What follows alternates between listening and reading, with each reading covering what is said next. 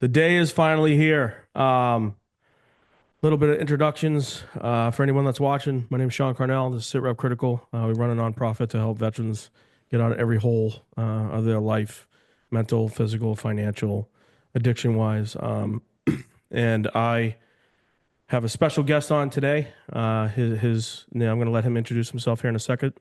His name is Jason Vukovich. Some people know him as the Alaskan Avenger. And he didn't realize, his story had an impact on me and seeing his story. So if I could have Jason, if you can introduce yourself to people and give them a little bit about who you are and what you do, and then we'll go from there. Yeah, my name is Jason Vukovich, and I'm up here in Alaska. Uh, the media has made me the Alaskan Avenger, and that came after getting a 23-year prison sentence for being convicted for assaulting three sex offenders up here in the state of Alaska. And I am the product of a child abuse background when I was a little kid. And so, as a grown up, it sort of was in my heart to go out and handle the business. And so that's what I did for a number of years. I wanted to fire back at the people um, that targeted little kids like me. And so that's what I did. Um, and through hard work and study and dedication, I was able to extricate myself from prison after almost 11 years. I took every single class the DOC ever thought of, and a whole bunch they didn't know existed. And to use their terminology, I demonstrated extraordinary rehabilitative progress. Therefore, I'm sitting here right now doing the last 3 years of my prison sentence with an ankle monitor, um, which is about as much freedom as I've had in a very, very, very, very long time. So I'm a happy man sitting where I am today. I'll tell you that right now. It's well deserved. I mean, after what you went through. So I myself as well. I have my friend Blake here as well. Blake and myself. I mean, he kind of wants me. He kind of wants to pay attention a little bit, and I'll bounce him in here and there myself as well. I was abused, molested, and raped by my brother. And what's crazy is, and I have so many questions for you written down, and just give a brief thing about me as well. Is I didn't start remembering certain things or coming out and start talking about it until my best friend Raymond Hillier, God bless your soul, brother, from the Marine Corps.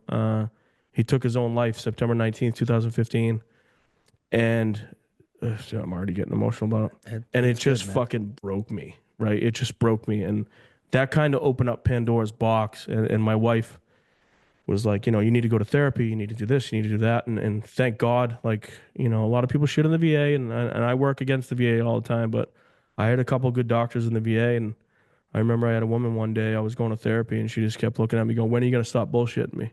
Something's going on. And Yeah.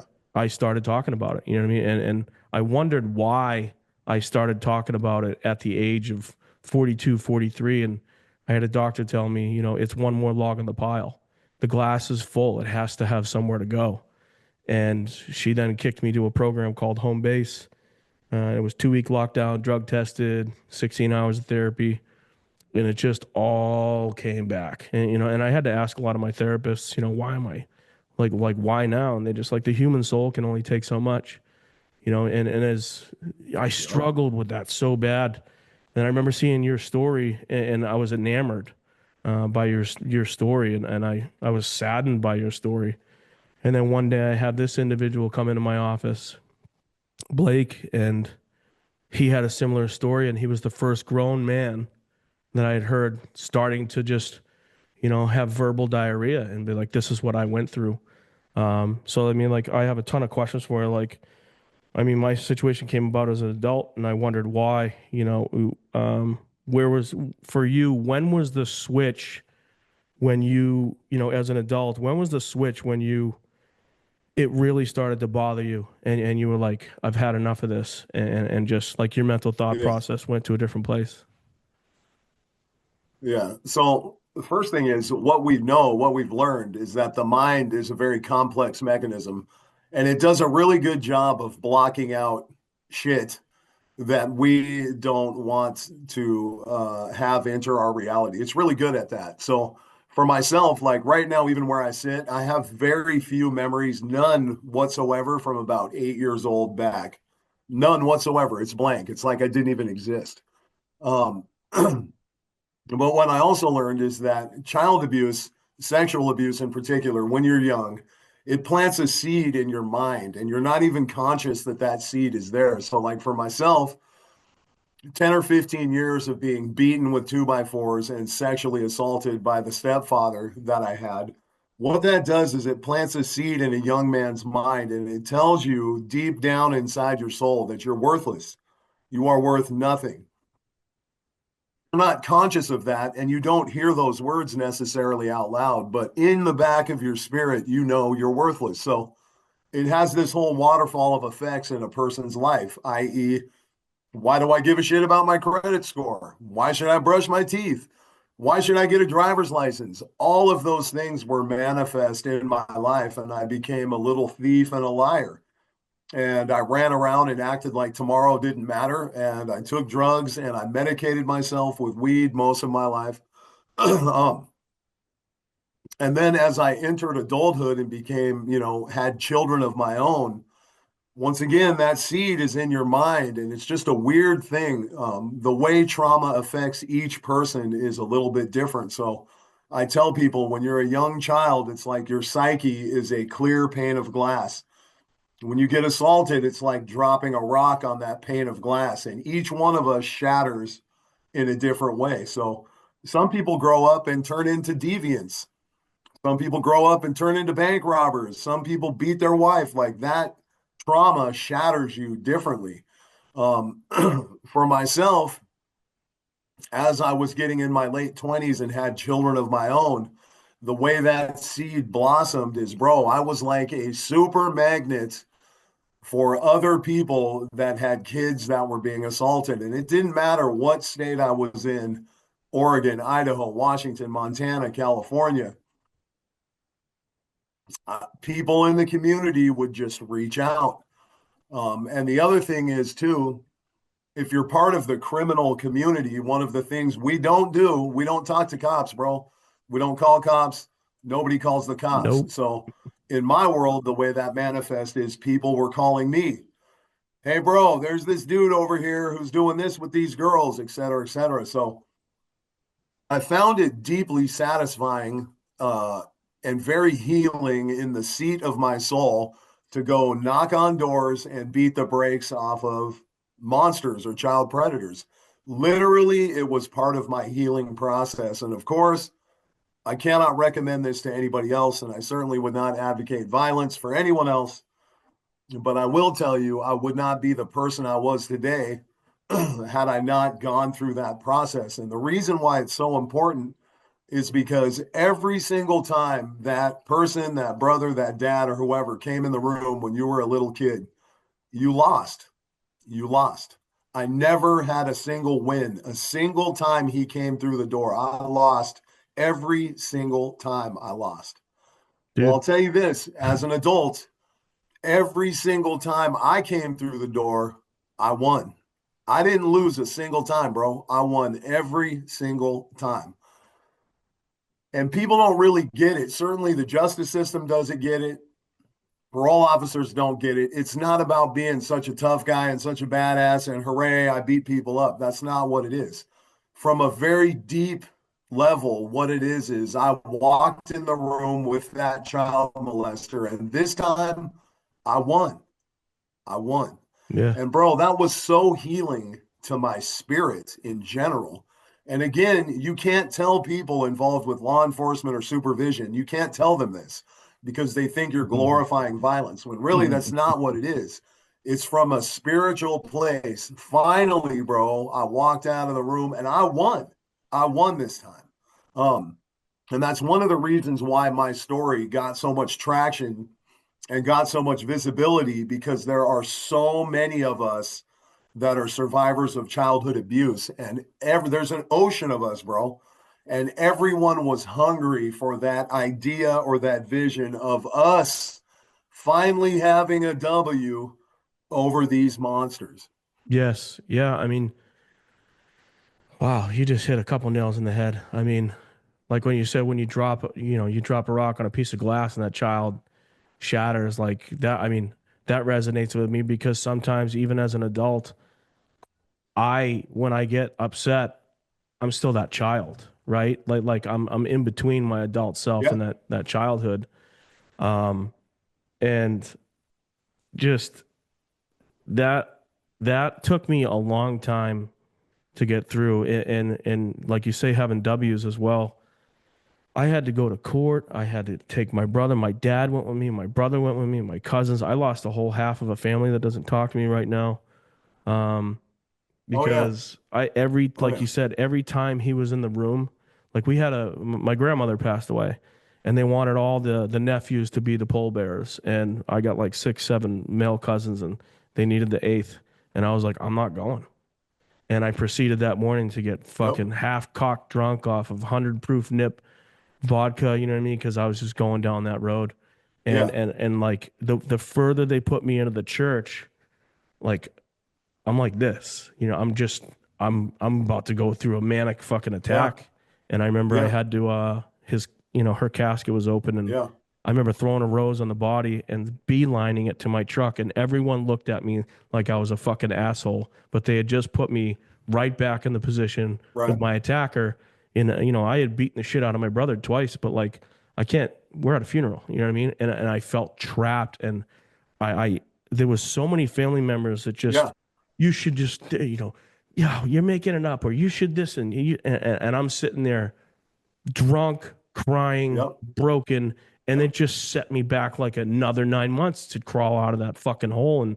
And like, how did you have any family issues? Like, well, I mean, I know there's obviously some, but like, did you have any extended family members or close family members too that tried to continue to just push you towards your predator? Where in reality, I want to go take him out back and drop him again. Like I don't want to be here, you know? yeah, yeah, bro. When I was a young man, we were part of one of the biggest churches in Alaska. There's like a 1,200 member congregation in this church.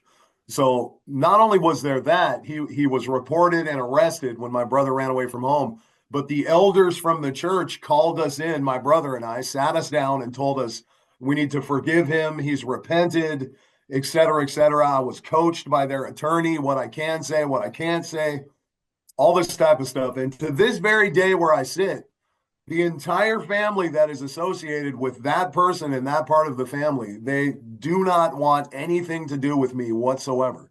Oh, And so that's so, oh, a couple wow. of points I want to make, which are really, really important. I've sat through a couple of therapies, and one of the primary points of therapy they tell you is how important it is for you to forgive whoever it was that assaulted. You need to forgive them because this is what's going to set you free. And I'm telling you right now, take it from someone who has a great deal of experiential knowledge. Not a single one of us needs to forgive the person that assaulted us. No, you do not. Nope. You can always detest, hate, loathe, blame that person for a number of issues in your life. You're entitled to that. It belongs to you. You do not have to forgive that person in any way, shape, or form. However, what you do have to do is understand that it is not your fault that you got hit by a bus. It is not your fault that a fucking bear came out of the woods and mauled you on the side of the street. You didn't ask for that. It's not your fault it happened. However, it happened. That happened. So it is your responsibility to understand something fucking shitty happened to you, and it may have happened repeatedly. However, you are not going to let that be the dominant theme of your life. You're not going to do that. And you have to hold on to that with all your might.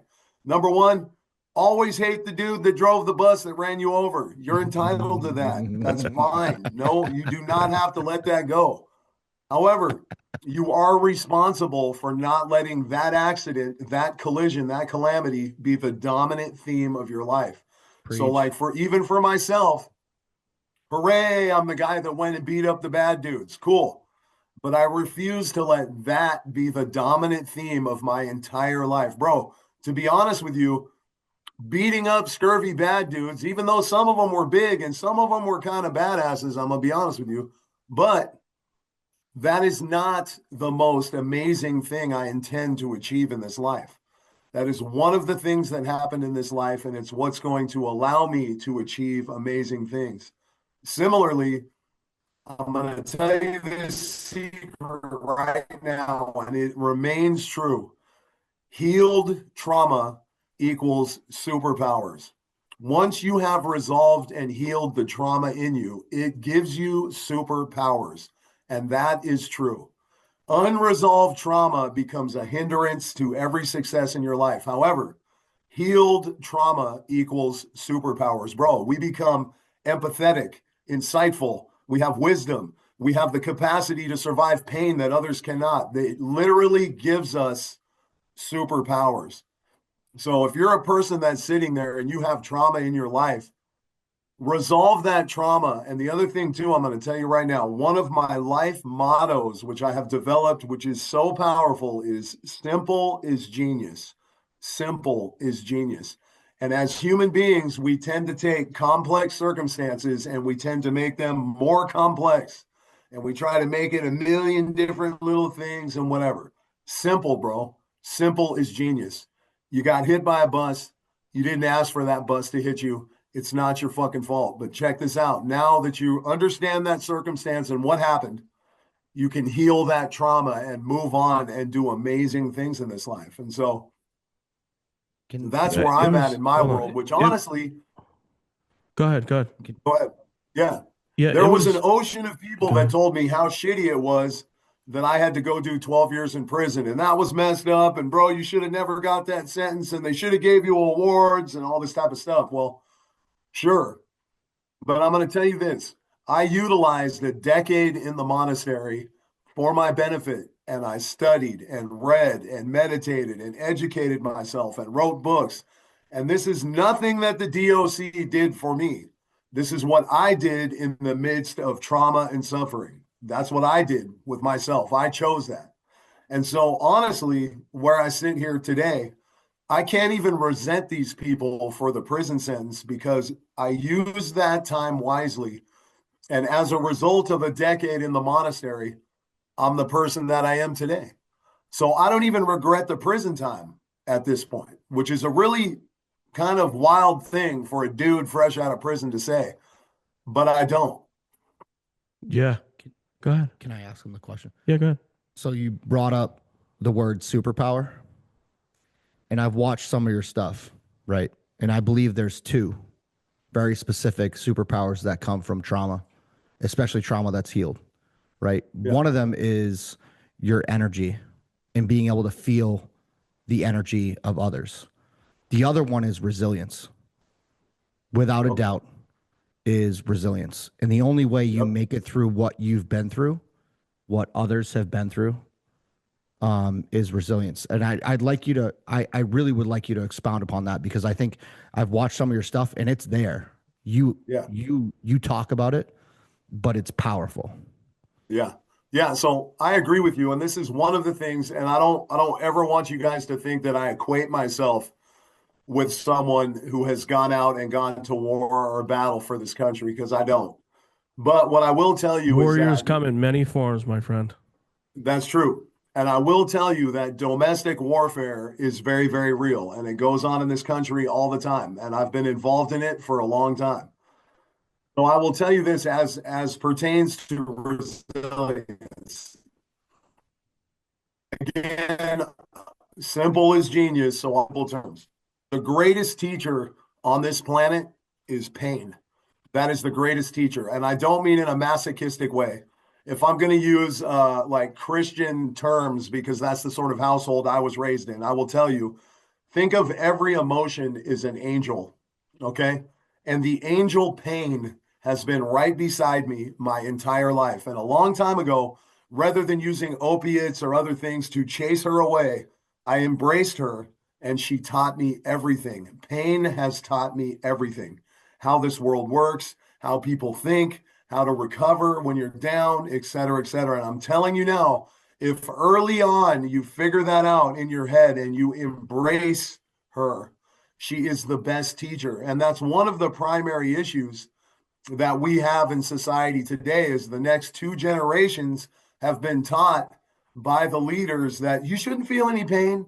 Pain is bad. Matter of fact, here, take this fentanyl. You should never hurt, ever.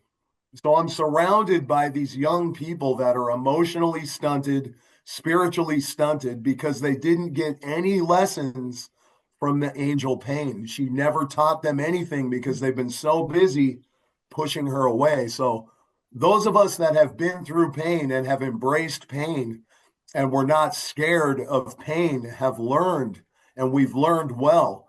And the thing is, also similarly, I'm surrounded by a lot of people that are experts in a lot of things, and they got a lot of fancy pieces of paper hanging on the wall.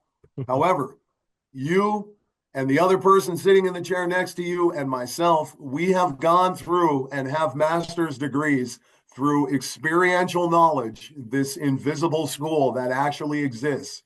And you have attained a level of understanding that other people cannot grasp easily because you had to suffer for it. So again, that's where some of that resilience comes into play. And it's also tied in with being courageous. Like, I'm a courageous person, bro. That doesn't mean I have the highest fight IQ. That means I run in there and get punched in the face 60 times, but I'm still standing. That's what Yeah. that means. Yeah. So it's a really important key. And I tell young people all the time, you need to learn to embrace the angel pain when she comes into your life. Embrace her. Because the cool part is, eventually, once you have received all of the lessons she has to offer, you can release her, bro. And you might embrace the angel joy or peace Yeah. into your life. And that's what it's time for. For those of us that have been through it, it's time for that, bro. Release the angel pain, let her go. And it's time to embrace some other things into your life. Yeah. You said you had a sea of people, right? Family members. I mean, I think that's what's still like. I mean, after I've gone through programs, right? You know, there's layers to this, right? And you start working through the hardest layer, which would for some might be talking to your parents and letting them know what happened, or right. And I went through so many layers, and it was my cousins. Like, I lost a bunch of cousins that I never had a problem with. You know what I mean? Oh, And yeah. that Oh, kind yeah. of broke me. But like, I still had to Yeah. get to the point where I was like, these people haven't talked to me in 5 years. They don't give a shit. Yeah. And you know, I ended up I gained strength in forgiving myself because he Yeah. was never gonna fucking come to the table, and you No, know what I mean. My dad no. tried to get him to come to the table. My dad had heard the recording, you know, the same one I sent you, and that kind of goes into this next topic of like, one thing that bothers me so much is my brother would continue to try to do the grooming. He would call and, oh my Yep. God, yeah, well, mom and dad suck. No, stop right there. Dad's Yep. awesome. Mom's a piece of Yep. shit. You're a piece of Yep. shit. Right. And Yep. then I just kept stopping him. And that recording, I say, was the first time. And thank God I had that, because trying to explain to your parents when they first hear it, my father's my best friend still to this day. And he was like, I need a couple days to like swallow this, because he just had one son do something to the other. And he's been trying to find out the truth. And Yeah. now he has the truth from that person's mouth. And he was Yeah. disgusted by the grooming too. And it didn't matter how long through that 14-minute phone call, he would just continue to try to like, oh, okay, we'll talk serious. And then I would just stop him. Okay, we'll be friends. And then man, when I see people try to groom people, it makes my fucking skin crawl, you know? Yeah. So can you talk about that a little bit? Yeah. So recent experience, and I'll give you a prison anecdote. So one of the prisons I was held in, you would have to bring your laundry down to the laundry room, and there was an inmate worker that would do the laundry. Well, I touched down in this prison, and the first day I bring it down, it's this old ass black dude, and he's on some, yes, sir, right away, sir. I'll get yours in right now, sir. God bless you. Like, he is just over the top extra with his politeness, and I don't even know this guy. So after encountering him a couple of times, and he is bending over backwards to get my shit done right now, etc., I asked somebody else, hey man, who is this old ass black dude down there in the laundry room, man? He's hella kissing my ass. Like, he's like, you don't know the Iceman? And I'm like, the Iceman? Who the fuck is the Iceman? And he's like, bro, that dude is called the Iceman because for the last 35 years in the state of Alaska prison system, he was known to pick youngsters work out with them, punch him in the back of the head, and then rape him all along the way. And he had had like 60 youngsters that he had raped all of the years during his life sentence. Well, then he converted and became a Christian, and now he's a Christian man. So I kind of thought about that for a couple of days, and I was like, you know what? I need to educate myself in this field. So I went down and I pulled this dude up and I said, hey, man, come here. How in the fuck can it be a turn on to you? And I just imagine in my mind some sweaty ass dude's jail pants, dirty boxers, and unwashed butt cheeks. Like, what could possibly arouse you from any of that? I need to know. Tell me what is going on in your mind. And bro, he told me it's the power, bro. It's just the power, having power over somebody. So that is a really important insight in this world that we live in. And you've got to understand that you are surrounded by energies that derive a great deal of satisfaction. It's visceral, just having power over something. They might not even be conscious of whether it's their brother or their sister or their mom or whatever. It's just that moment of exerting power over something.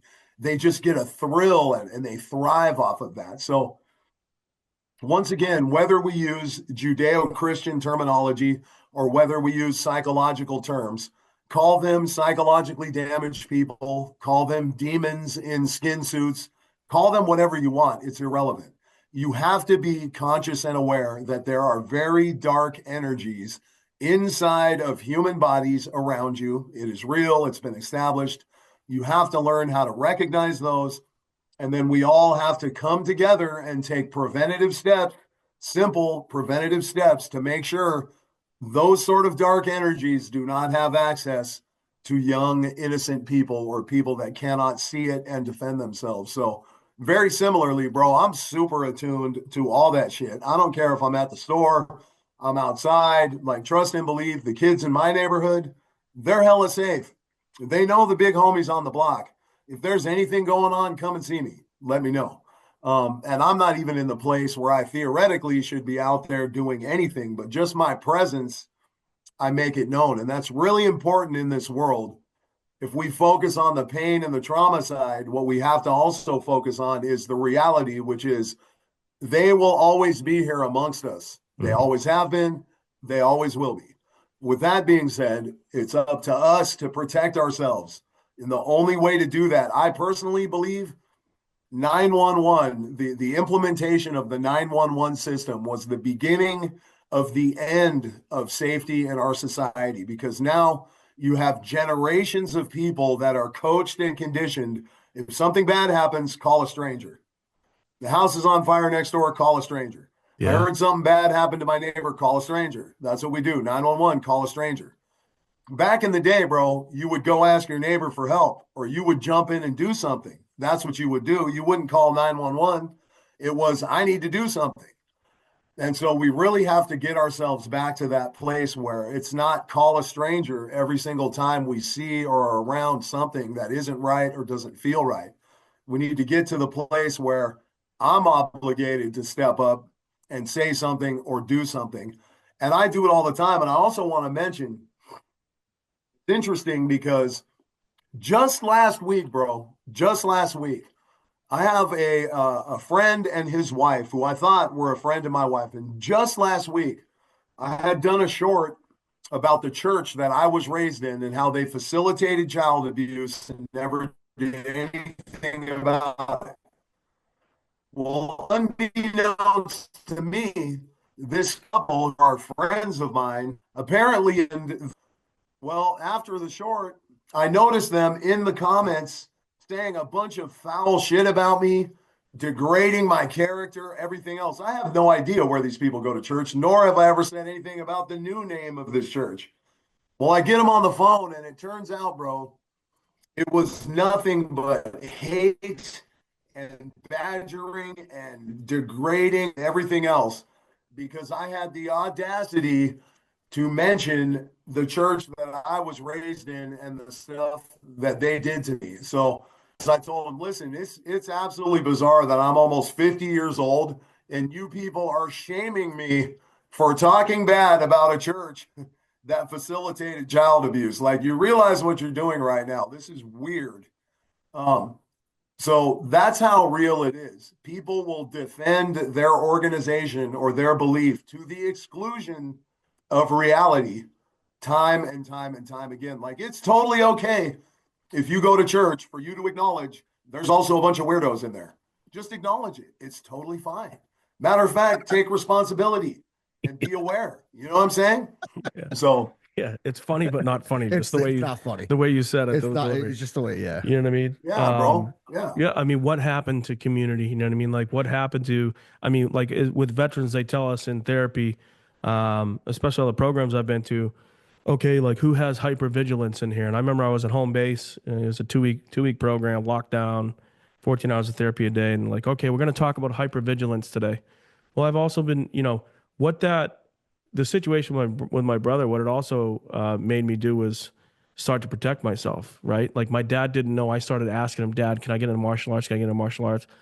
I'm 46. I've been doing martial arts since I was 14 now, which is why my brother Love got it. his fucking face slapped the fuck in the ground like multiple times. Yep.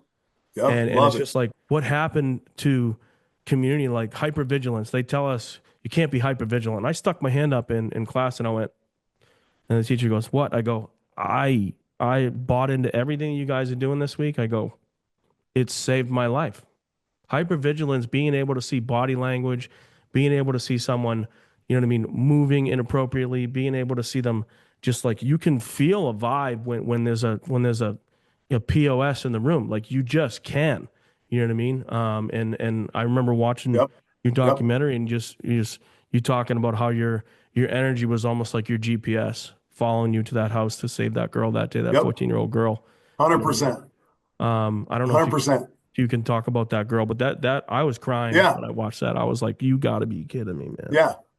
Yeah. No, this is one of the what kind of the anecdote or the metaphor I'll use is, you remember back in the day they had water witches and they would have a piece of willow and it would bend a little bit when it got near water, allegedly. Well, who knows if it was the intuition of the person holding the stick or if it was the stick itself doing the labor. But I will tell you, one of the superpowers is I'm well attuned to the vibe. And trust and believe, bro, I have the skill of discernment where, and I'm telling you, there's differences. I can walk in the room and it's full of them, and I know deviant, weirdo, demon right there.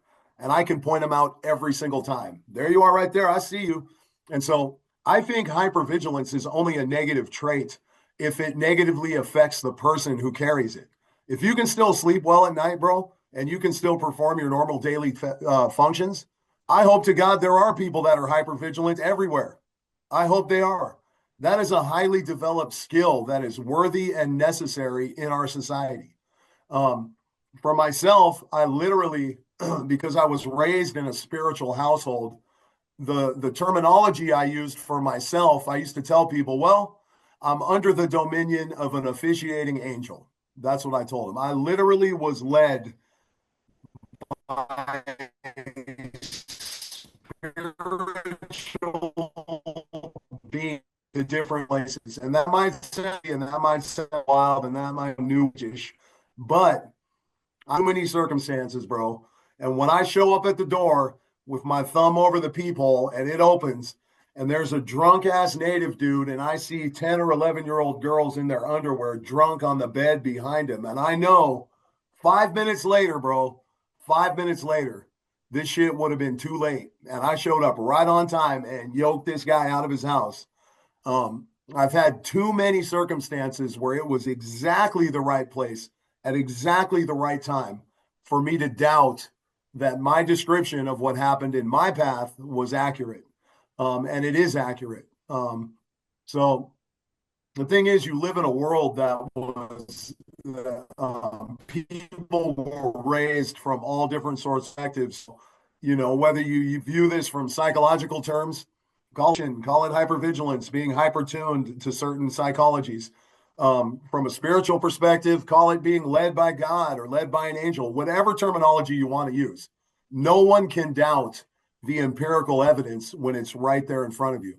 And I've seen it too many places, too many states, bro.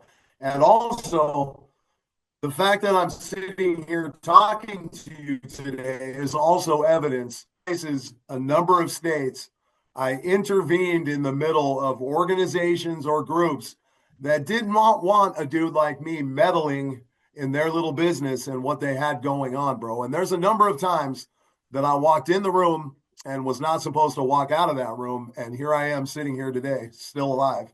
And I don't give that to my skills as a ninja or the fact that I'm such an amazing fighter.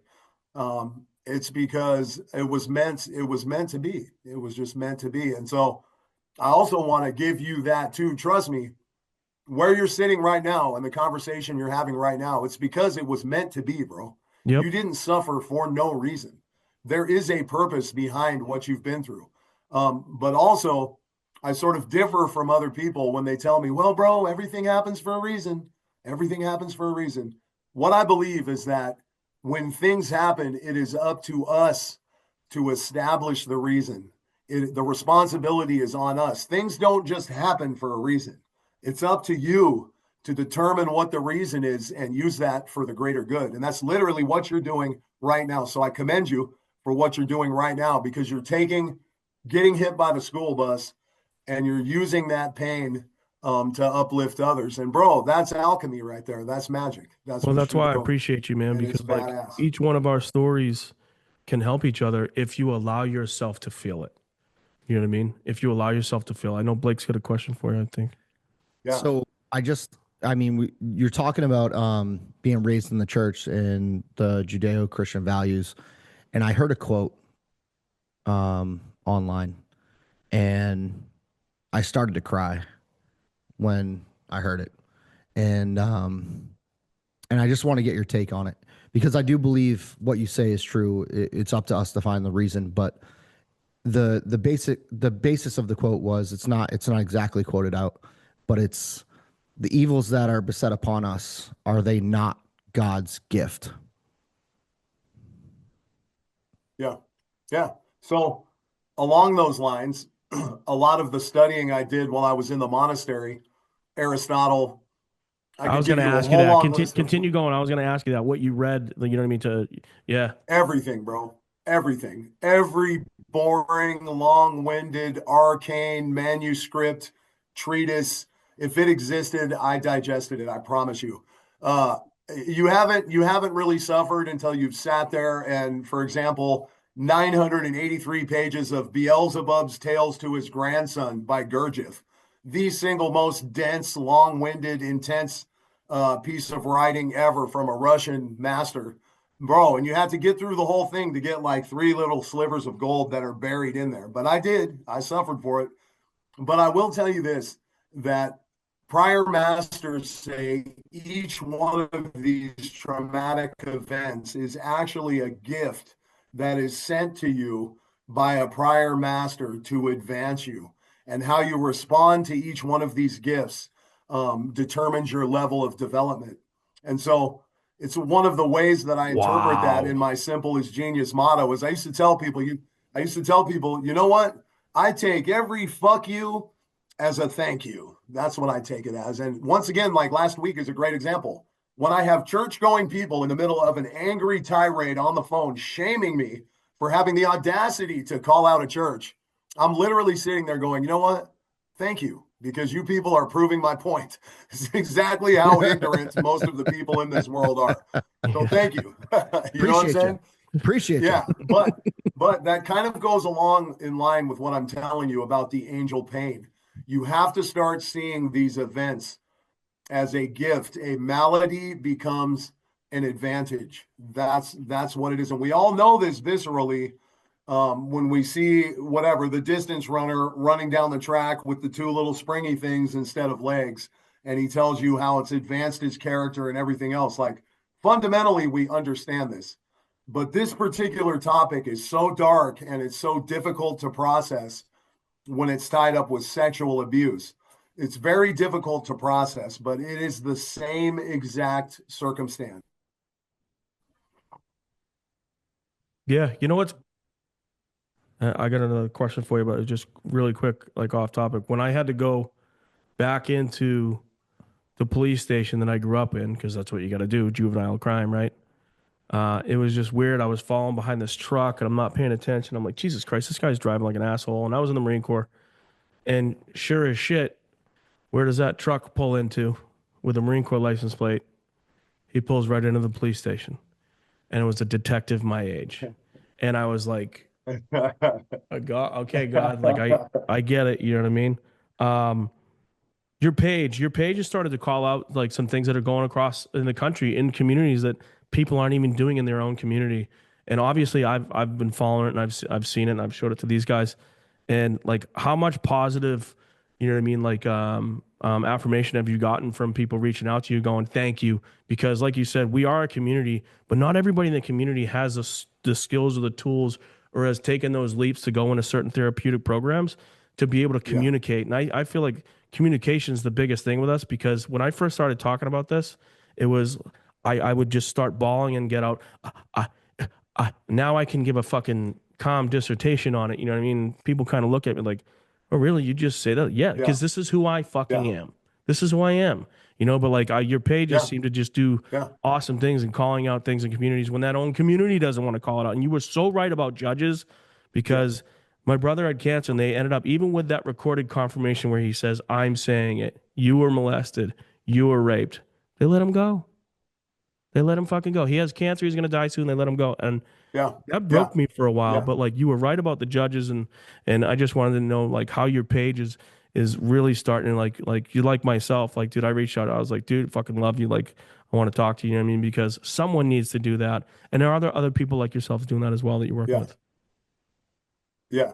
So I honestly I'm sure there are. I don't know. So strangely, now imagine this, after a decade in a concrete shoebox, I come out and my brother, my homeboy, JD DeLay, hands me a phone and a ring light, and he gives me a 6-day intensive course on here's how you do social media.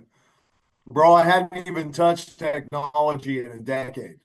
So I had to get myself up to speed with editing and blah, just the whole pantheon of doing it. Number two, I already knew because I hadn't seen it. Like I had never even seen TikTok when I went to prison. I'm Yeah. not saying it didn't exist. I just never saw it. I'd never been on Instagram. I didn't even have, I think I had a Facebook for a couple of months. But to where I sit right now, I spend 0 minutes of my day looking at other people's social media. Um, what I do think is really, really important is the successes that I've been able to have along the way. Bro, there was a little kid that got stomped out on Christmas Eve by his mom's boyfriend. He was in the intensive care unit. The family reached out to me. I was able to do the short. I think at the time they had a GoFundMe goal of $5,400. 1.7 million views later, we had $78,000 in their GoFundMe. The kid was buried in Christmas presents in the hospital and food. Huge success. I've been able to help get superintendents of school districts knocked out of their seats that shouldn't be there, DAs that go soft on pedophiles. Bro, I did one short. 3 days later, the DA gets on and retires from his office because they got pounded with so many phone calls from constituents about this guy. I think I saw that So one. Yeah, I was like, it's fuck yeah. having real, yeah, real legitimate documented successes are what give me satisfaction. It's a privilege, bro. And I'll also tell you, I really want to give this to you and have you start using this. Simple is genius. And I'm telling you, the answer to our problem, very simply, is as soon as we figure out a way that kids can vote or pay taxes, all of a sudden they'll be protected by laws. I assure you, overnight. If little kids could vote and that politician had to worry about losing a vote, I assure you we would be putting them away for life. One strike, one time, you're done. But because kids can't vote, they don't matter, bro. They don't pay property taxes. Guess what? They literally don't matter in the popularity contest. Yeah. So I know for myself, I stood in a courtroom standing next to the pedophile that I had hammered. And this dude has a traumatic brain injury now, and he's got a colostomy bag, and he's stuttering, and he can't talk. And he's standing there telling Your Honor, dude, I can't sleep at night, and I got to check the locks and the doors, and it's fucked up my whole life and everything else. Well, standing next to him in the courtroom, I'm very silent, and I'm thinking to myself, yeah, yeah, motherfucker, that's exactly what it's like. That right there. because my brother and I did the same thing every night for years. Check the locks on the door, put shit in front of the door to try to keep our stepdad from coming in when he got off at night. Couldn't sleep, couldn't focus on anything else. Bro, I dropped out of my 7th grade advanced math class because I couldn't even focus on math problems anymore. And I was thinking to myself, yeah, you get it now. You get it. So a couple interesting things. This dude tells the judge, please make sure he stays in prison until I die because I'm scared to be alive and happy out here in the world. Well, strange. Number two, it was quite surreal when the judge came back in the courtroom and issued the 23-year prison sentence. And he said, it's really important that we send a message to the community because vigilantism is not acceptable around here, right? So I had written a letter to the prosecutor, which was published in the front page of the newspaper.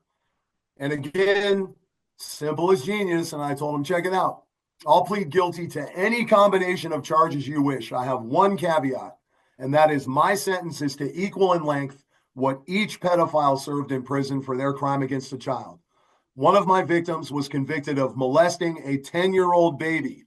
And mind you, there is a separate scientific designation and term for these monsters that are compelled to place objects inside babies.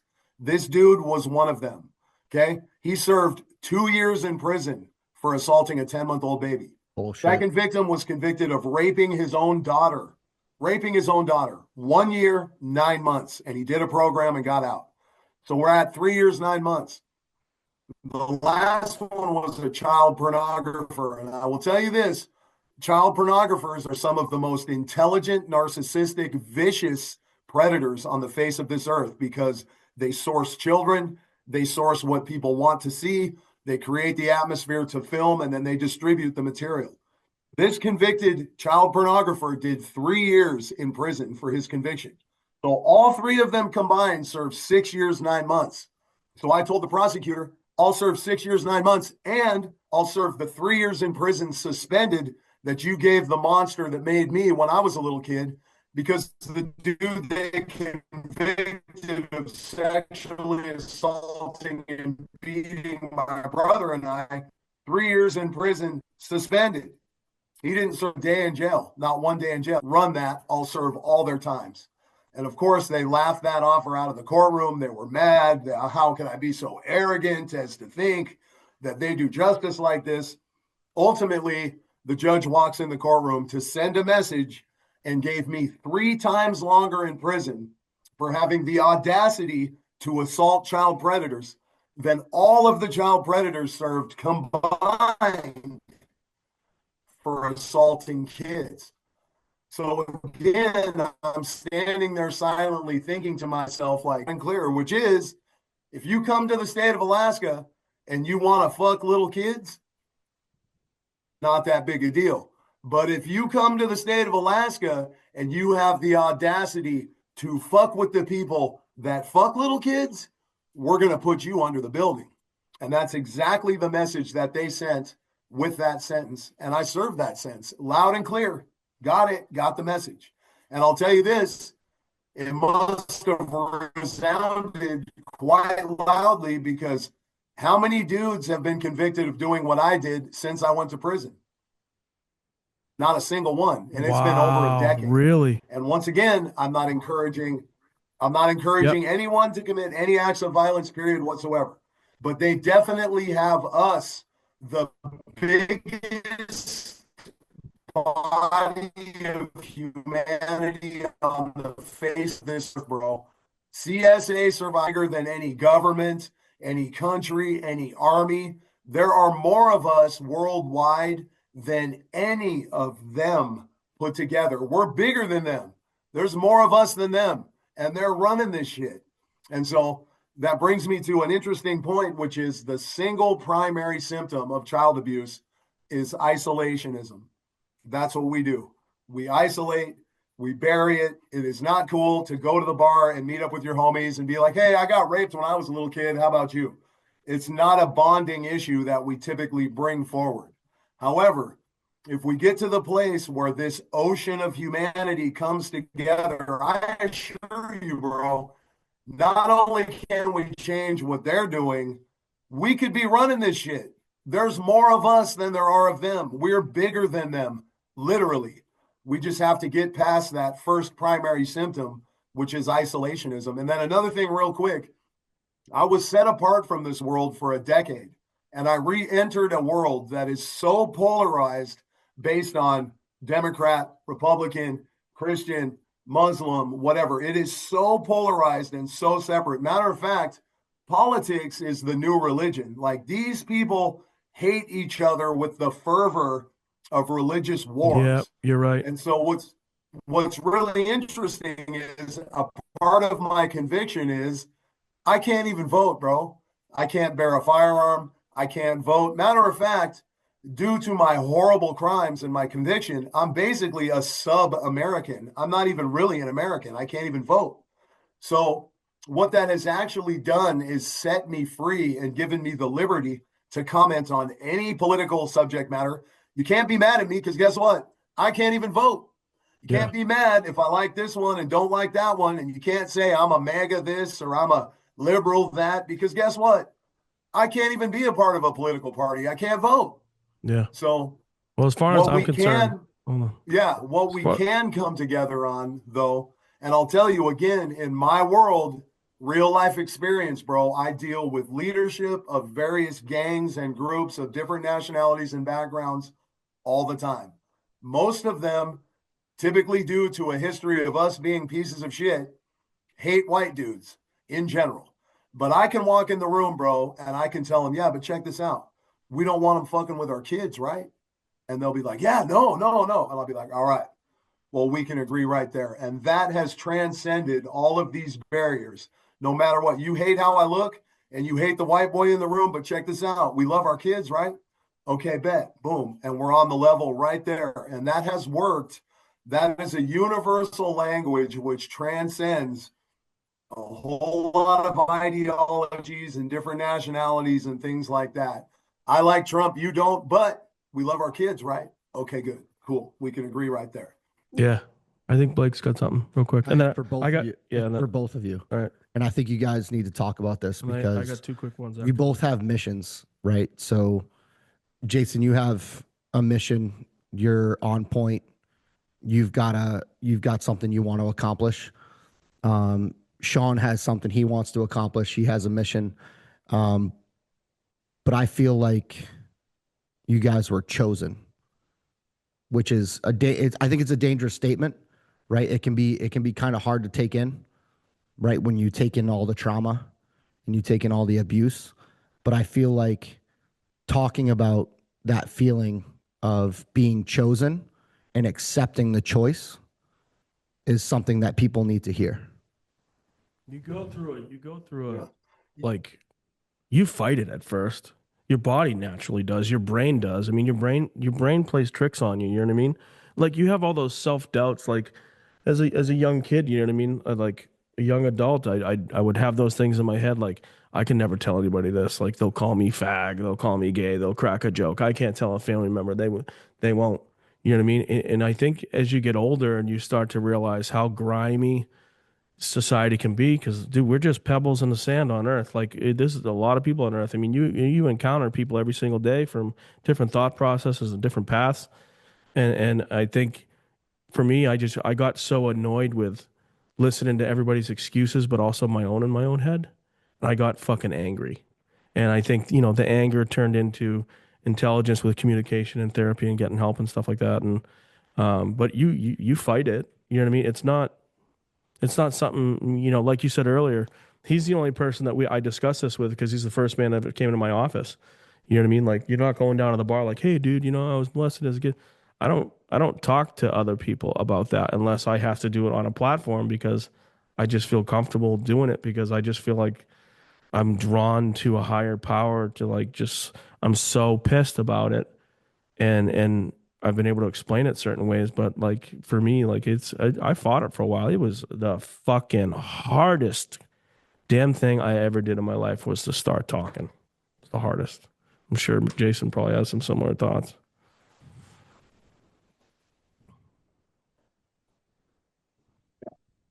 you frozen? Yeah. Well, when Oh, there you you go. There you go. when you talk about having a calling, can you hear me now? Yep, Oh yep, yeah, you we good. Yeah. got you. So when you talk about having a calling in military terms, in military terms, it's a commission, right? You're commissioned. And I will tell you this again, if you study prior masters, they will tell you it's a curse. You are cursed into a calling, and it is something of a curse. It is. So, sort of the way that's manifest in my daily life, like I'll tell you, I've had to deal with the DOC for over a decade now. Well, something the DOC hates more than any other thing, more than rowdy gang members, more than dope dealers, more than any other thing, they hate an inmate that is special. They hate it. They hate it with a passion. They do every single thing in your power to show you you are not special. You are just another piece of shit in the system. And the backlash that I got, a lot of people ask me, like, bro, they treated you like a king in prison, didn't they? Absolutely not. What was crazy was I was living in a concrete shoebox. I didn't see the internet or the outside world at all. But I had a bunch of COs that were working and living in the outside world. So they're looking at the internet. He's a hero. He's a whatever. So they would come to work and I didn't know any of this. And they would be like, oh, look, there's Mr. Hero right there. Okay. And I got the shittiest treatment in general that you can imagine from these people because in their mind, I think I'm Mr. Special, Mr. Hero, whatever. Those words have never come out of my mouth, bro. And you'll never hear me say that ever. I was privileged to do some heavy lifting on behalf of some little kids. And in my mind, what I knew was when I was a little kid, if some tattooed up badass would have kicked the front door in and beat the brakes off the dude that was molesting me, bro, I would have said, yeah, Fucking woo, I yeah. knew it. My whole life would have been different. And the fact that I had the privilege of being that for some other little kids, bro, worth it. I don't care what it cost me, even if it was just one, worth it. I had the privilege of being that guy for some kids. And so over the years, too, again, what people see and what is real is two different things. So I had people around me see me getting mail all the time. And I remember some of the homeboys saying, like, oh, bro, you're so lucky. You're getting letters from these fine ass babes all the time. You're so lucky. Well, what they didn't know is letters from all over the world. Typically, it was a 3 or 4 page description of someone's abuse and what they survived. And Horror. each and every letter dignified a proper response from me. So I would have to receive their pain, process it, and then write them a proper, dignified response, which they deserved because most of the time I was the first person they had ever shared it with. And I could not disrespect somebody's suffering. For 10 years, I processed thousands of people's abuse situations, descriptions, whatever. It really advanced my spirit and advanced my soul. So, other thing too, I will tell you, accept and recognize at a certain point, hey, bro, you are special. Even though a lot of people around you will hate it, they will loathe it. Now, granted, as soon as you're sitting on a couple of $1,000,000, all of a sudden they'll love the fact that you got a calling and you're special. Yep. But until that happens, they hate it. And I see evidence of that every single day in my life, bro. I get positive messages from people I don't even know. Thank you so much. I really appreciate you, etc., etc. But a good portion of the people should relationships. That internet stuff you're doing, it's a waste of time. Why you just want to be popular? Like I've heard every negative connotation you can even imagine. Um, and that's just one of the things that you have to accept when you're placed in a role is you will continue to be vilified. People will see the good when it walks in the room, bro, and they'll try to turn it into a negative. I'll wear a hat with a 5-pointed star on it and do a short, and people will be so busy calling me a Satanist that they'll fail to recognize, well, what if it has to do with Newton's drawing of the human figure? What if it pertains to the 5 points of brotherly fellowship? What if it has something to do with geometry? I literally have nothing to do in my world with any devils or Satan. I actually am, but it doesn't matter, bro. They'll do any little thing they can possibly do to try to make you evil or bad or dark or something. And so that's just part of the process. You got to accept it. You got to deal with it. For me, myself, I just continue to chuckle. There are people that see darkness where it doesn't exist. And then there's an ocean of people that fail to see the darkness when it's right in front of their face. Yeah, yeah, yeah. And Yeah. so that's basically what our commission, that is our commission, is to bring these things out into the open. And I use real simple, real direct, real linear terms. And I tell people like, okay, I guess in your town, you give a shit about drug dealing, but little kids can get fucked all day. Okay, cool. Well, let's let the world know how you feel then. You know what I'm Yeah. saying? Yeah, exactly. And it's very effective. It's very effective. And I want to mention one more thing too, which is there is something that is called the spirit of truth. It is a someone, it is not a thing. And I'm telling you now, the spirit of truth is so powerful and so recognizable. And the reason why is because you don't need to test for it, you don't need to analyze it, you don't need to prove it. When the spirit of truth is present, people know that it's there. They know it.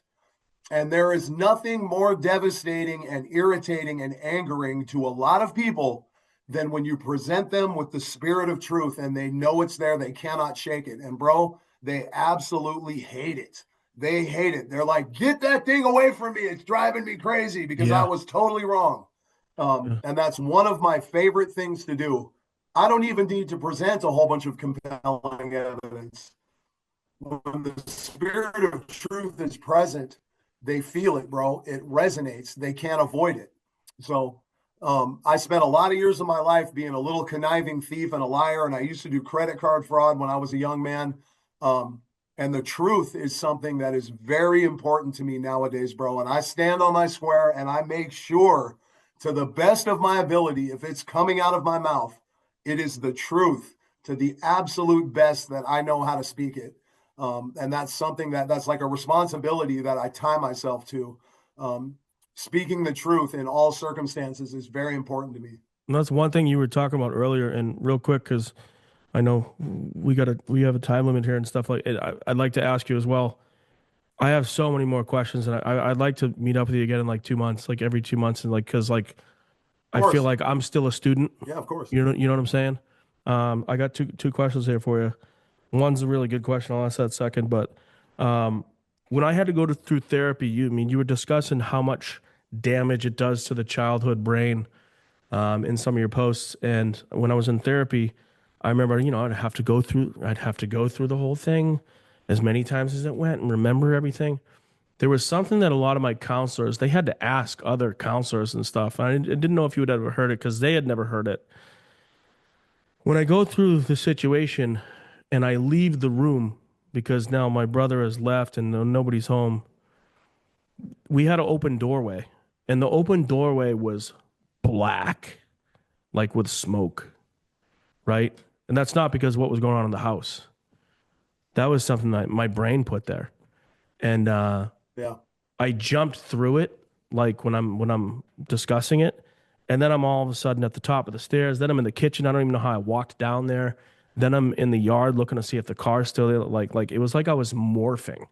You know what I mean? And they came back and they said, "Well, that's some serious damage." Like you, but they also said if you had stayed in that room and not jumped through that threshold, you'd probably be stuck there. And that kind of goes into what you were talking about, like how much damage it does to just an innocent kid's brain. You know what I mean? I was fucking 12 years old, man. Like, the hell are you doing to a 12-year-old who's Yeah. supposed to be your brother? Like, you're supposed to be my protector. You're supposed to be Yeah. this. It just destroyed me, you know? Yeah. Yeah. It will change and alter the course of your life forever. But I also want you to know that again now, like I run Alaska Hardcore Recovery, so I do, drug recovery and other sorts of therapies with people on a one-on-one basis. And my personal belief through experiential knowledge There's different methods to approach this. So you can respect your brain and what it's done to protect you. You can understand that you had abuse and you suffered things, and just let your brain protect you. Let the understanding that that occurred and you suffered through something traumatic exist as fact. Respect the fact that your brain protected you, and get that pain outside of you. Or if you choose to process it and speak it for the first time, you need to discipline yourself. And once you have spoken that pain and projected it outside of you, you need to leave it there. And there are people that don't understand this, and they've developed a lifestyle of processing that pain, and they keep it right here next to their heart. And they're actually very comforted, and they are comfortable near that trauma and that pain. And they've established a life of having this pain in between them and the rest of the world. And so I always advise people, if we're going to discuss it in detail and process it, then when you bring it outside of yourself, you're going to leave it there. Don't bring it back inside you. Leave it there. Yeah. This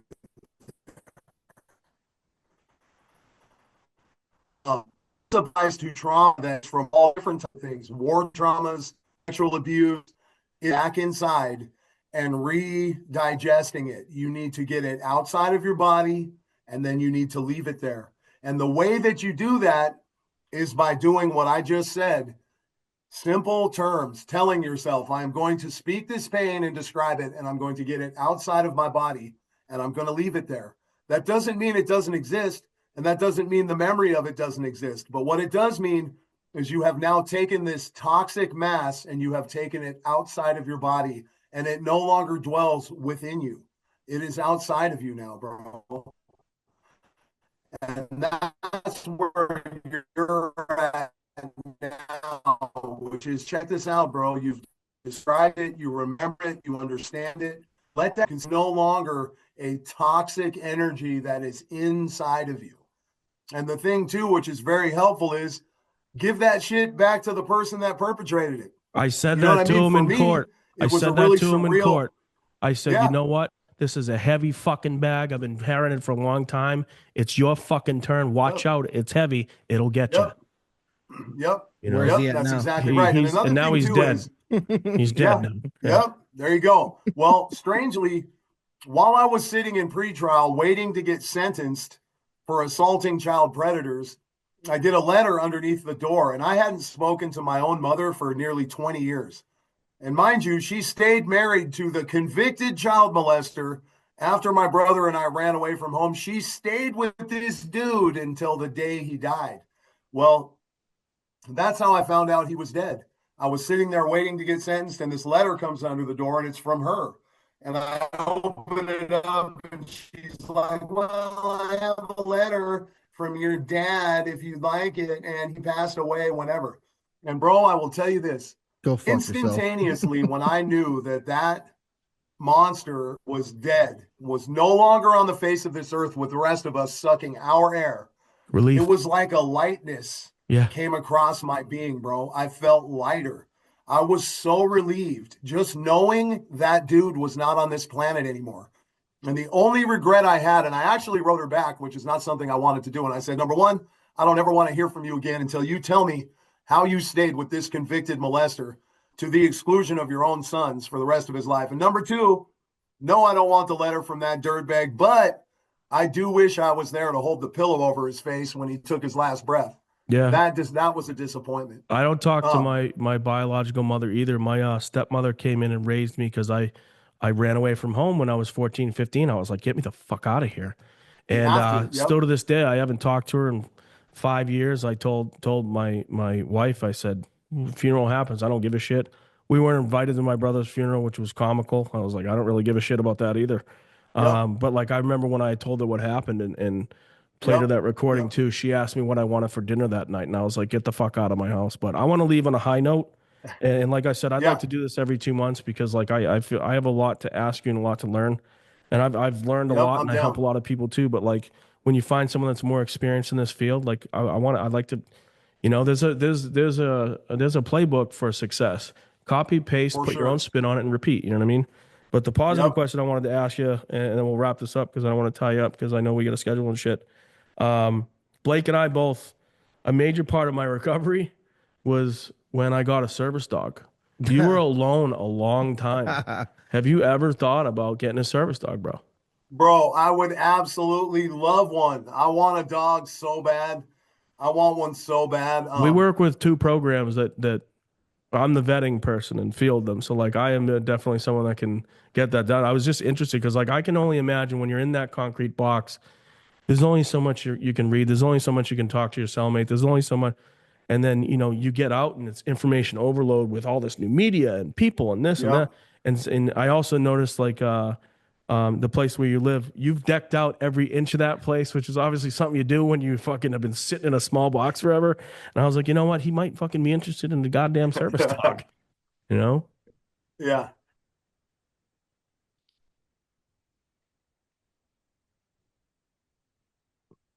Sorry, it just Can froze you for a hear me second. now? Yeah, yeah, Sorry, it froze. It froze for a minute. Yeah, I'm gonna tell you right now, if you guys can help me get one, man, get that shit done. I would absolutely love a dog, love one. The only issue that I have is the practical matter of I don't know what you do with your dog when you go to work for 8 hours every day. Because I also do a construction job. Again, per the DOC was like, yeah, cool. Google pays you great money, but no, we want to see you sweeping a floor or washing dishes. So I'm actually the foreman of a construction job. And that's my only concern is I don't want to sentence a dog to being in jail 8 hours a day, Monday through Friday.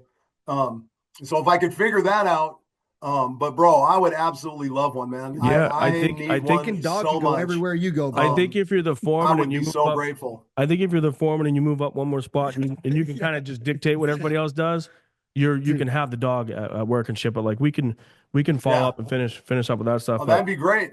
yeah, Jason, I Yeah. wanted to say like for real, Yeah. like That would be wonderful. we're gonna be in touch. I'm gonna be in touch with you. Like I would like to do this every 2 months because like I got so many more questions, but like I also understand you got shit you got to do. Like I want to discuss hardcore recovery. I want to discuss like the author that you did because we're in Massachusetts and you did that in Boston and just I just wanted to say you know what I mean from the Yeah. bottom of my heart like this isn't it. Like I want to continue this conversation and really like just continue to pick your brain because and I love it. if no one's ever told you from one victim to another, brother, I'm sorry what you went through.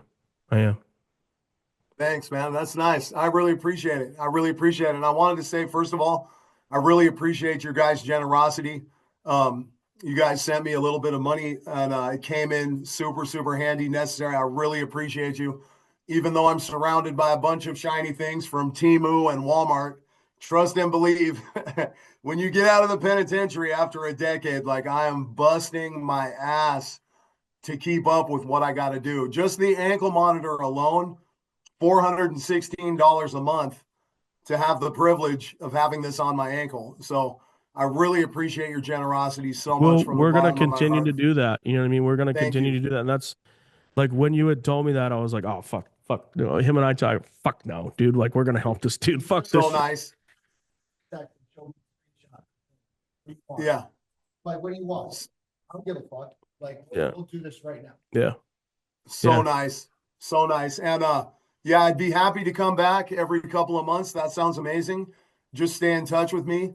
And for sure, for real, look into your service dog connections, man. I would Yeah. absolutely love one. And you know what I mean? Like, obviously, I'm a dog, so I would make a great dog owner. Yeah. Yeah. I mean, that's fucking awesome. Dude, much love. Thank you. Once we get all this clipped and edited, we'll send it everything for you for approval. We won't share nothing until it's good on both sides. And man, I appreciate you from the bottom of my heart. I really do. Right on. Love you guys. One light. God bless. One light. All right, bro. Yep.